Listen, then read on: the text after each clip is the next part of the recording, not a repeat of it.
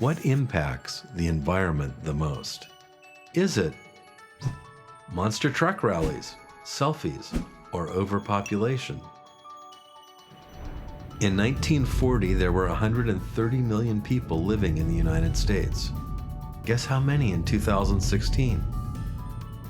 Over 310 million.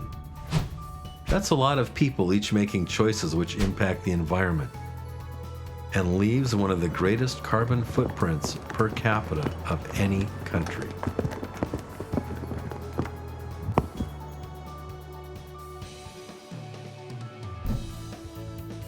If we act as global citizens now and take responsibility for our actions, we can begin to reduce our carbon emissions.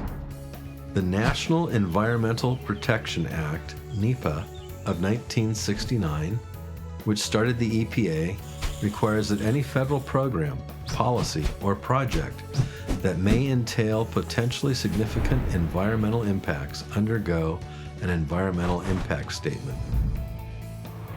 Since people affect every aspect of the environment, wouldn't it make sense if a federal law, policy, or program presented by Congress or the President that impact the size of the population of our country be subject to an environmental impact statement?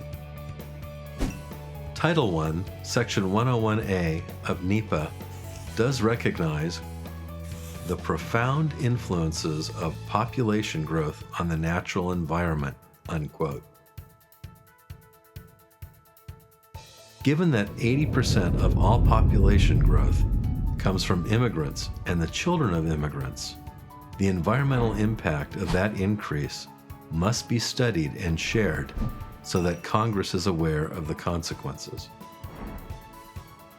PFIR has long recognized that we are a nation made of the cultural diversity of immigrants. However, unbridled immigration can have negative effects on employment opportunities, the standard of living, and the environment.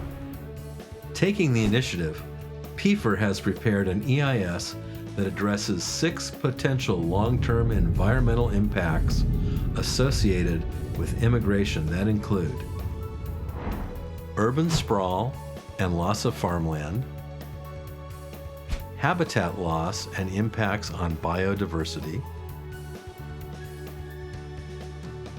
water demands and withdrawals from natural systems, carbon dioxide emissions and resultant climate change, energy demands, and international ecological impacts of U.S. immigration policies. These 6 impact areas were compared using 3 alternative immigration scenarios. Let's take a look. Option 1, no reduction. What happens when 1.25 million people continue to enter the country each year? Option 2, the expansion alternative. What happens when 2.25 million people enter the U.S. each year, as ordered by some extreme open border protagonists? And finally, option 3, the reduction alternative. What happens when 250,000 people are allowed to enter our country each year? The Environmental Impact Statement, created by the Progressives for Immigration Reform, is nearly 400 pages of intense scientific analysis of these scenarios to aid the rest of the country in seeing what could happen if we don't start now to control our population. It is unfortunate and disheartening to learn that all of the outcomes, including the reduction alternative, are less than favorable. There are too many people competing for too few resources. You deserve to breathe clean air, to drink clean water, and to believe in a quality of life for your children and future generations. It's time to honor constraints mandated by the EPA and let Congress and the President hear our voices in support of restricting both legal and illegal immigration.